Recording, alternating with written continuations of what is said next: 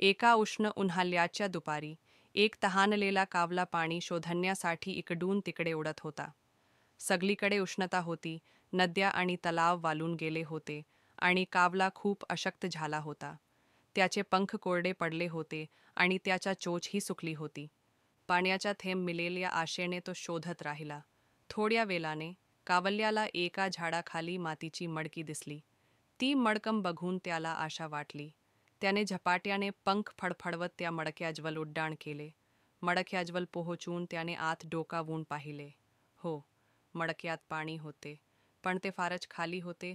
त्याच्या चोच पोहोचणार नाही इतके. कावल्याने मडक्याभोवती चालत विचार केला, काय करावे? तो हार मानायला तयार नव्हता. त्याने आजूबाजूला बघितले आणि त्याला मडक्याजवळ लहान लहान दगडांचा ढीग दिसला. त्याला एक युक्ती सुचली. तो हुशार कावला होता. त्याने चौचीत एक दगड उचलला आणि मडक्यात टाकला. टुप असे आवाज आले आणि त्याने पाहिले की पाणी थोडे वर आले.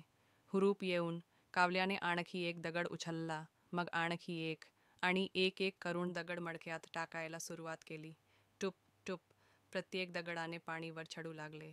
अखेर बराच वेळानंतर पाणी मडक्याच्या कडेला पोहोचले. कावल्याने तोपर्यंत थांबण्याचे नाव घेतले नाही. त्याने मडक्यातील गाढ पाणी शांतपणे पिऊन आपली तहान भागवली.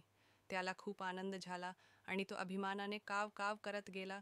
पाणी प्यायल्यावर त्याला नवसंजीवनी मिळाली आणि तो पुन्हा उडून गेला. या कथेतून शिकवण, जिथे इच्छा तिथे उपाय. हुशारी आणि चिकाटीने कोणताही कठीण प्रश्न सोडवता येतो.